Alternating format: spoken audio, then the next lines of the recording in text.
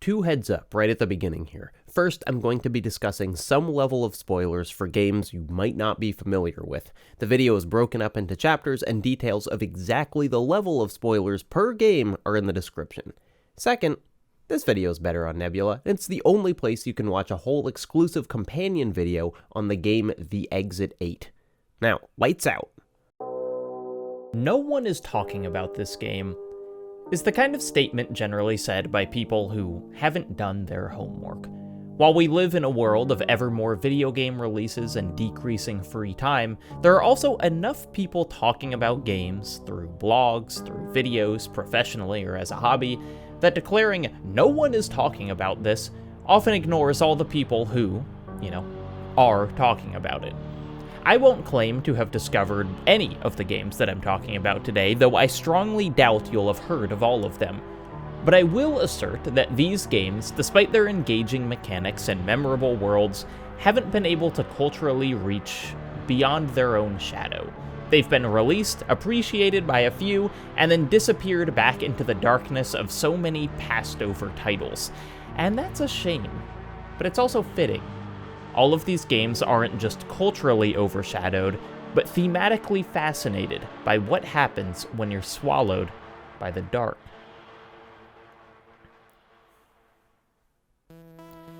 That doesn't mean they have to be self-serious, though. Greener Grass Awaits joins a grand indie tradition of combining genres in ways never thought possible. Musical dungeon crawling, mayonnaise-based clickers, deck-building first-person speedrunners. Compared to these, golf horror might not sound too radical, but Greener Grass Awaits, released last year by developer Yatoamtop, still caught me totally unprepared with how brilliantly it combines those two disparate genres.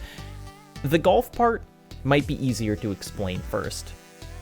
Greener Grass Awaits begins with your arrival to the Green Canyon Golf Club, a setting that, with help from a gentle lo-fi filter, looks pulled from the posts of 1,000 liminal space Twitter accounts. The sun is setting and the door is locked, but you want to golf, and so you find somewhere to jump the fence and start whacking. Is that what golf players say when they play golf? I'm just gonna assume it is. The golf gameplay itself is clumsily, charmingly physical here. Whereas other games basically have you control the club itself, Greener Grass Awaits takes pains to never lose the sense of your own body. What do I mean by this? Well, before you can hit the ball, you have to press a button to set your bag down on the grass and another button to select which club you want. Then, when you're ready to line up your shot, the game doesn't give the traditional third-person omniscient view of the scene. The perspective stays resolutely first-person. You often can't look at the ball and the green at the same time, leading to an awkwardly realistic little shuffle as you look at the hole, look at your feet, shuffle a little bit, look at the hole again, readjust one more time, and finally swing the mouse to take your shot. The game rarely makes you feel good at golf. I was drawn into a spat of furious putting back and forth more than once, but there's nothing to unlock, and as far as I can tell, no reward for good performance. Like real golf, your score matters exactly as much as you care about it. Also, like real golf, nothing magically teleports to keep up with you. After you take your shot, you've got to pick up your bag and haul it with you if you want access to your other clubs. After you sink a putt, you've got to go and retrieve your ball. Although the shape of the holes aren't anything to write home about, the vibes of the course more than make up for it. The nostalgic twilight which greets you fades in real time as you walk along the second fairway. Accompanied by a moody synth, the shadows lengthen and warmth disappears from the scene. A few more holes in, you'll be playing in the dark. But not before you have a very strange conversation with a very normal man. Hey, the course is closed.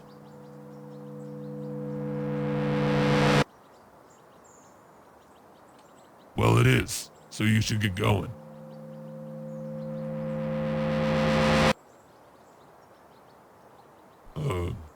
I'm getting out of here. Don't break anything.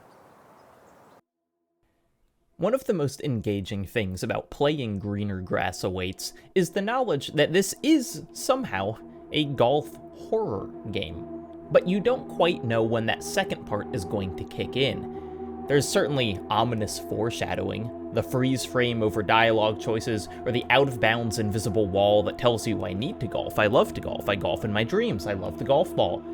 But in these opening levels, I also wondered how the hell this could segue into full-blown horror. Not knowing exactly what a game is capable of means it's able to consistently surprise you. Eventually with scares, but first, as it turned out, with comedy. On the 5th hole, basically in the middle of the night, a warning requests that even though this hole is horseshoe-shaped, please don't cut corners by hitting your ball over the cliff wall. For safety reasons.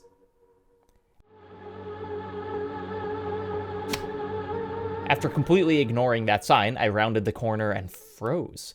Oh my god, is that a body lying next to the hole? Who did this? What monster could have... Oh, or maybe this is why they said not to hit the ball over the cliff. Oops. 2 holes later, the horror kicks in. There is nothing too cerebral going on in Greener Grass Awaits. It is fundamentally a silly game about playing a scary round of golf. But that doesn't mean its horror design isn't kind of genius. You tee up on the 8th hole, whack away, and then immediately after your initial drive, a rustle in the grass and a big musical sting alerts you to the fact that, hey, there's a guy standing behind you.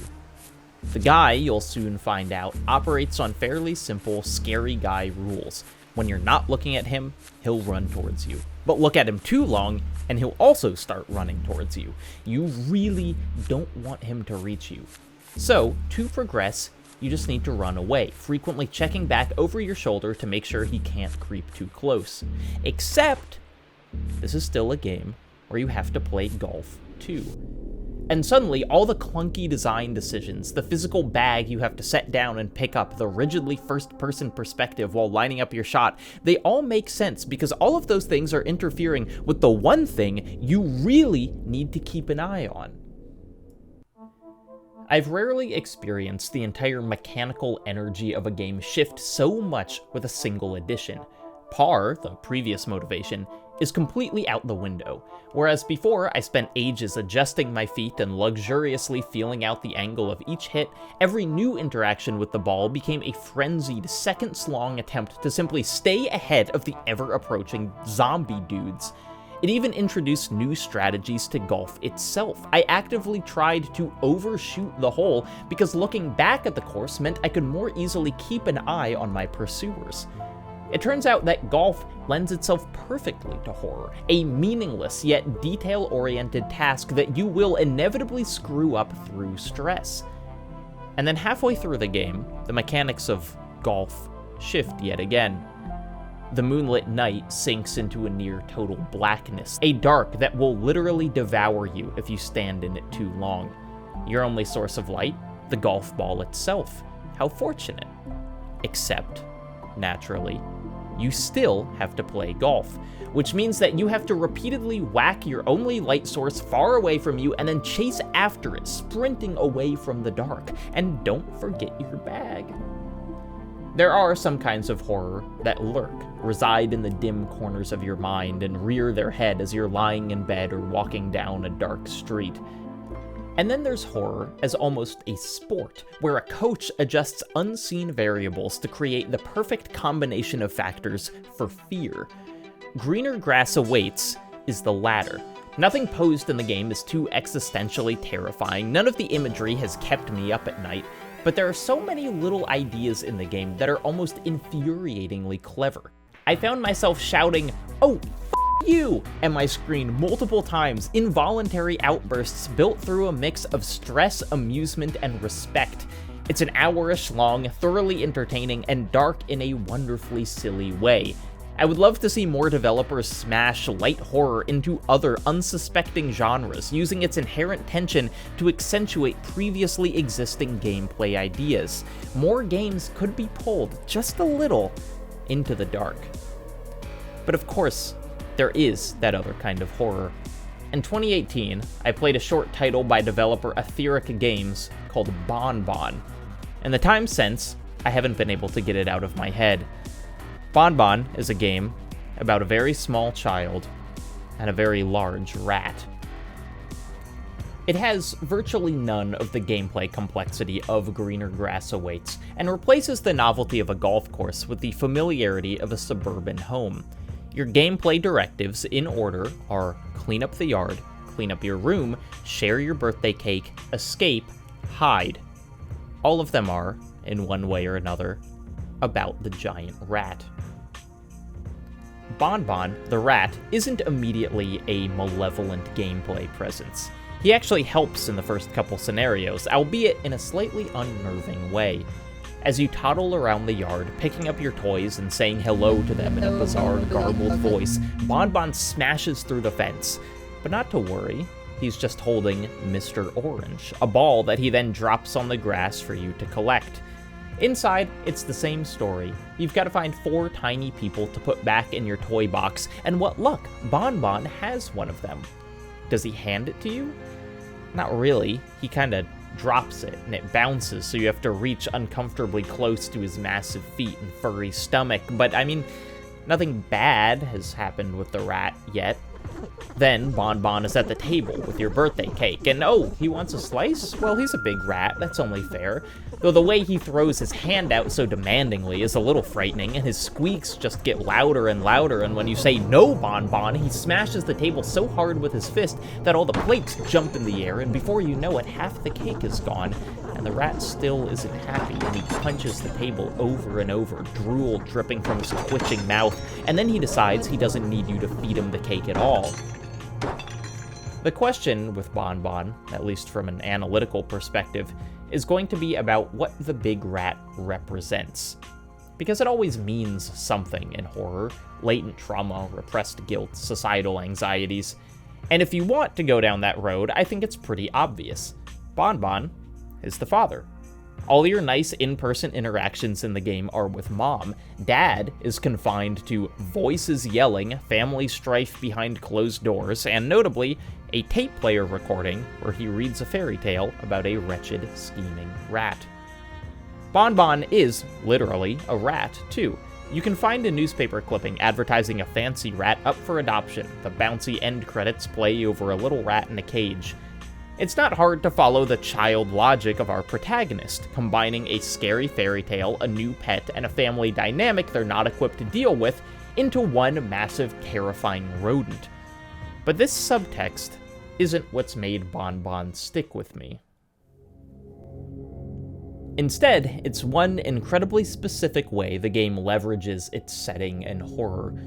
Forgive me for the short digression, but when I was a kid, I had this recurring fear while laying in bed. I would wake up in the middle of the night and suddenly become aware that while I was looking at one half of my bedroom, the other half could contain anything at all. Any brand of evil, any array of monsters. But moreover, I would feel that whatever evil the other half of the room contained, it would only be realized when I perceived it, that it was waiting until I rolled over to strike. I would lay there, petrified, unwilling to move, for fear of somehow unlocking the thing I was most afraid of. Bonbon contains exactly this scene. You nod off, listening to the dark fairy tale, have a brief, ominous dream, and wake up facing the door, the outlines from your nightlight circling the room. There's the sound of your parents yelling outside, and the scene will stay exactly like that, locked in a nervous stasis, until you roll over, and of course on the other side there's Bonbon, as angry and terrifying as he's ever been. It's a viciously mean jump scare, and also, maybe, the most effective one I've ever experienced. When I'm reading a short story, I don't expect the same things as a novel. I don't need complex character arcs or comprehensive world building. I basically want it to set up a funny or scary or emotional punchline, deliver that punchline as memorably as possible, then conclude while I'm still stewing over the ramifications. Bonbon is all set up. This moment is the punchline. The dark containing exactly the thing you most hope it doesn't, exactly when you don't want to see it. Even though I know it's coming, it still gets me every time. Bonbon isn't the only game centered around reckless child endangerment, though. How's that for a segue? In fact, the whole conceit of many cinematic platformers seems like it could be described as Bet you didn't expect that child death, huh? From early titles like Heart of Darkness to titans like Limbo and Inside, the formula of young child plus dark, dangerous world has become a micro-genre of its own. And this niche is where the exceptionally bleak Bramble the Mountain King makes its home. It doesn't start with child death, though. Part of what's fun about the game, released in 2023 by Dim Frost Studio, is how variable its tone is. Based very specifically on Scandinavian folklore, Bramble almost certainly contains the lightest moments of any game in this video. Herding the berry-headed Rumpnisar, playing hide-and-seek with gnomes, riding a hedgehog across a pond. I could edit together footage of this game to convince you that Bramble the Mountain King is nothing more than Ollie's silly countryside romp, a delightful little exploration of the friendliest parts of a mythic countryside. Oh, and what's that over there? What's he doing? That's really small for a corpse. Oh, God. Bramble doesn't just have the lightest moments of any game in this video, it also has, by far, the darkest. I'm not kidding when I say that the piece of media I most frequently thought of while playing Bramble was Come and See, the 1985 Soviet anti-war film widely considered to contain some of the most harrowing images ever put on screen. Bramble parallels specific scenes from Come and See: the awful trek through a bog, the empty villages haunted by the dead, a young blonde boy's face contorted by fear and trauma. But just as effectively, the game parallels the surreal nightmare tone of the film. Short glimpses of happiness and whimsy are snatched away by unpredictable horror. Scenes flow together without clear connecting points. The world itself bends and breaks, instead of allowing us a consistent perspective. I don't mean to imply that Bramble holds the same gravity as Come and See, nor tackles subjects nearly as important. But in a game this dreamlike, tone is the thing I cling to. And tonally, little Ollie's encounters with the monsters of Scandinavian myth feel like his own personal war. There's too much in Bramble to go through beat by beat, and the story isn't literal enough for me to sum up quickly, so instead, I just want to talk through some of my favorite little pieces of the game. For instance, the ever-changing sense of scale. We start in a normally sized child's bedroom and climb down into a familiarly imposing forest. But somewhere along the way, the woods scale up, or we scale down. Individual stones become shoulder high, trickles of water morph into dangerous rapids. Ollie walks between the shadows of individual clover. And then, he somehow claws his way back, re-emerging into realistically modest huts and houses, except in his absence, the structures have each lost their sense of home, far less welcoming than when he first left them.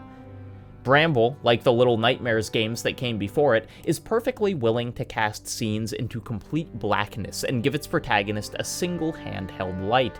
Bramble, like Limbo, has bear traps that will separate head from body. But Bramble also has a specificity to its imagery that separates it from its inspirations. One of the most memorable chapters has a run-in with not a zombie or a giant, but a midwife, and a woman determined to relinquish her infant to the swamp. There's a great breakdown by the channel Swedish Ghost Lovers of all the different folklore touchpoints in the game, but there's only one I absolutely needed to know about. That Bramble would be bold enough to not only include a mealing, the spirit of a sacrificed child, but literally have you try and fail to stop the ritual sacrifice is something I won't soon forget. That it follows this up with a boss fight culminating in a God of War 3 style infinitely bloody quicktime event, I will be thinking about this game for a long time. Where Bramble, the Mountain King, summons its most nightmarish idea isn't from any single event, though. Instead, it's the building feeling that not only are things not okay, things will never be okay again. Ollie has so thoroughly passed through the looking glass that it's hard to imagine a path through which he could return to everyday life. Even the hedgehog, the gnomes, the magic of only a few hours ago seem impossibly far away. Towards the end, an eclipse literally blocks out the sun. All light, all hope is snuffed out. Taking a step back, what's always striking to me about this cinematic platformer genre is that it needs to be throwing new stuff at you all the time. The mechanics are rarely interesting enough to support the game on their own. Plodding characters, sluggish jumps, simple puzzles. Moreover, the protagonists of these games almost never even speak. The style demands that the environment, the context of the characters remain so enthralling throughout, we never have to rely on the limited fun provided by its other elements. Bramble the Mountain King does this quite well. The last game I want to talk about attempts the same feat, and somehow pulls it off even more spectacularly while pointed in a completely different direction. If you wanted to summarize White Shadows, released in 2021 by developer Monocle, as the sum of its influences, it would end up sounding supremely derivative. Another cinematic platformer, completely in grayscale a la Limbo, starts with you tumbling out of a pipe, just like Inside, even has puzzles solved by luring a bunch of chicks into a big machine like Inside, pulls language directly from Animal Farm. Subtle with its inspirations, it is not. And yet, White Shadows has creative energy exploding out of it. There is nothing low effort in the decisions made here, and although it's not my favorite game I've talked about today, White Shadows maybe makes me the saddest I've never really seen it referenced anywhere, because man, is this game trying to do something, and it succeeds in far more interesting ways than it fails. The world of White Shadows is a sort of massive subterranean industrial dystopia, where enormous floodlights replace natural sunlight and every catwalk dangles above a 1,000-foot drop.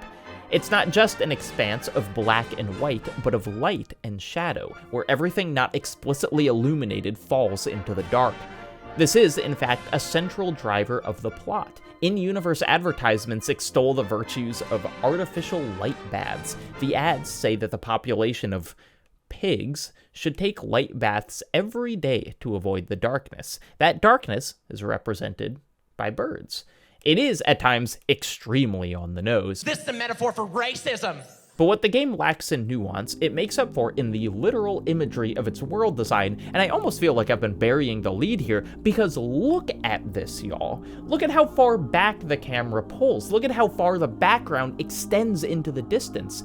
Despite being a 3-hour game made by like 8 people, White Shadows somehow communicates the same feelings as Rapture or the city in Mirror's Edge, that I'm just a speck being swallowed by the enormity of my surroundings. The game's standout set pieces further de-emphasize the already diminutive player character. You're running along when suddenly Flight of the Bumblebees or the Blue Danube kicks up, and the focus of the camera becomes the great machines of the city, scores of simultaneously running trains, fields of egg-collecting robots all moving in perfect harmony. The game traps you between the gears, makes you feel that you're the problem in this system otherwise perfectly optimized for mechanical efficiency. The massive scale of many of the levels further alienate you from the city, stumbling through a society that's designed you out of it.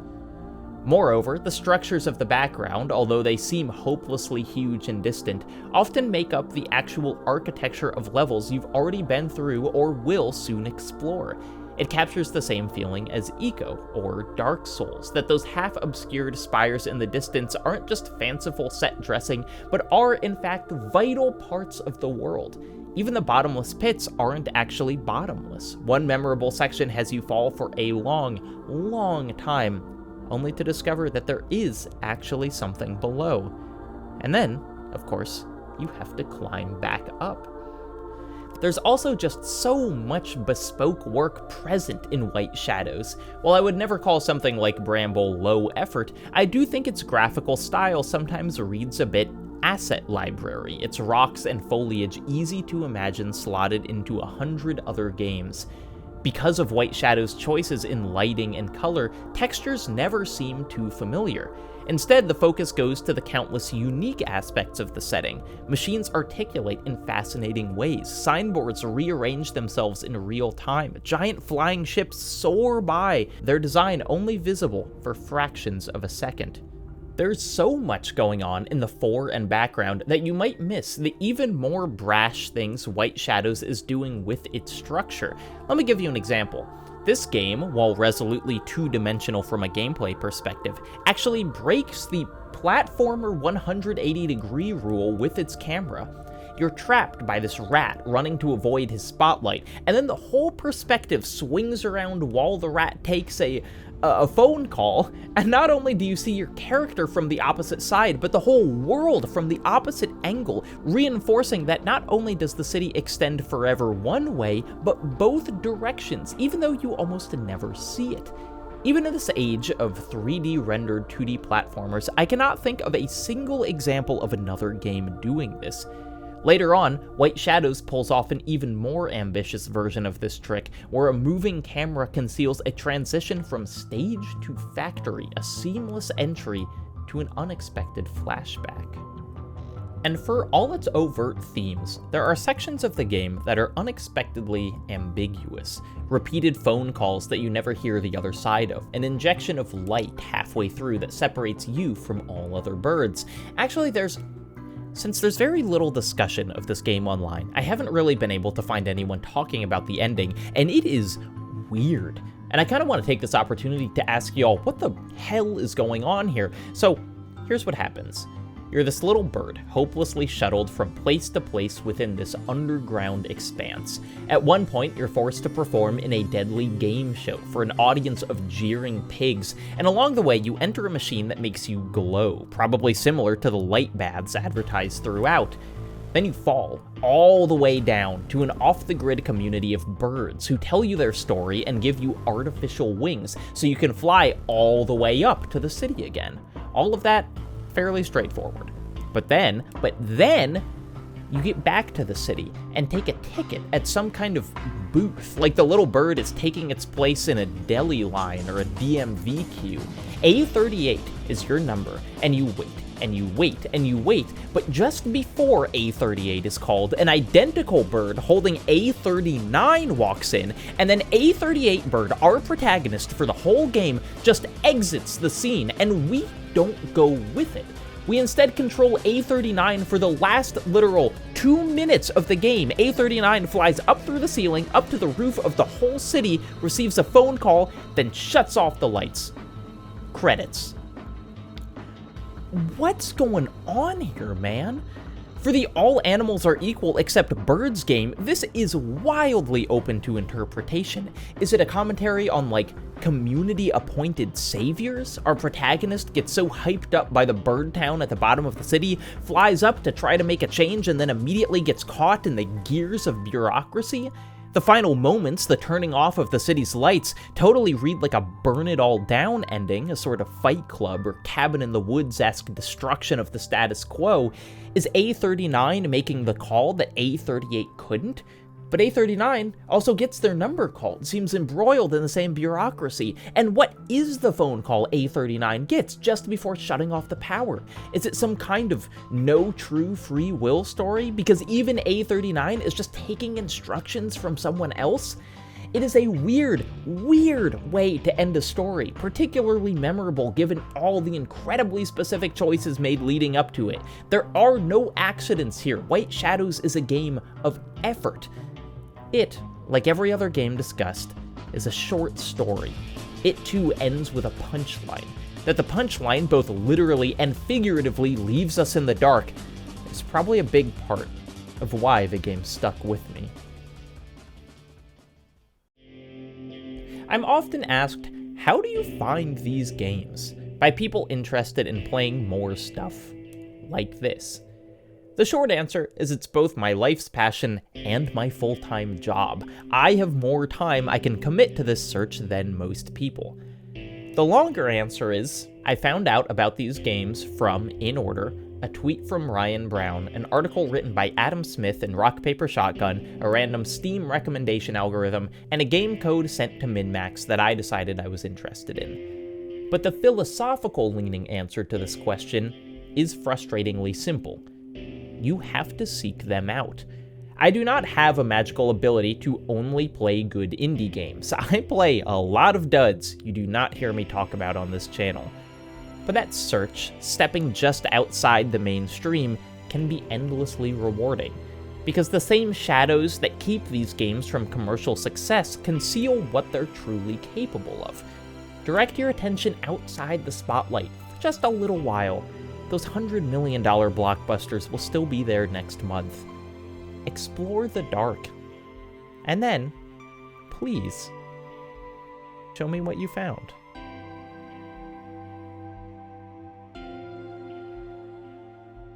There is another short game that, instead of using the dark, actually uses an exceptionally well-lit space for horror. That game is called The Exit 8, released last year by Kotake Create. Because it's so light, and honestly because it's been covered pretty well, it doesn't really fit in with my whole games that won't leave the dark framing. But I do want to talk about it, and in fact, I did, in an entirely separate essay only available on Nebula.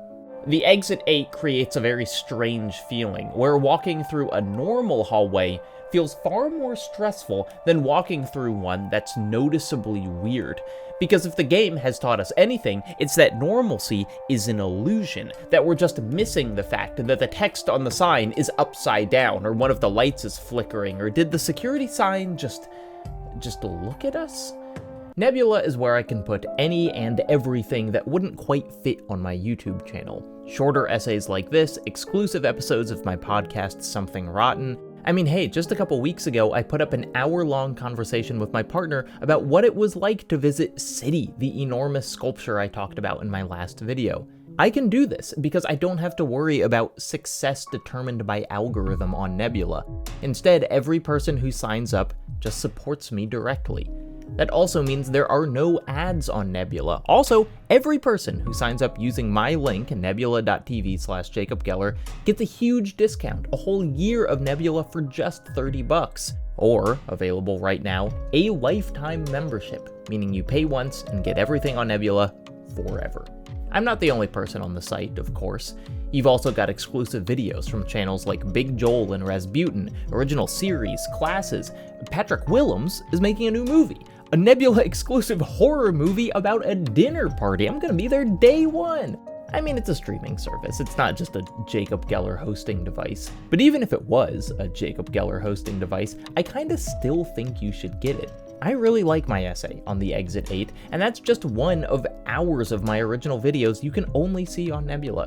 Sign up now at nebula.tv/JacobGeller for 40% off an annual subscription, or just go to town and get that lifetime membership while it's still available.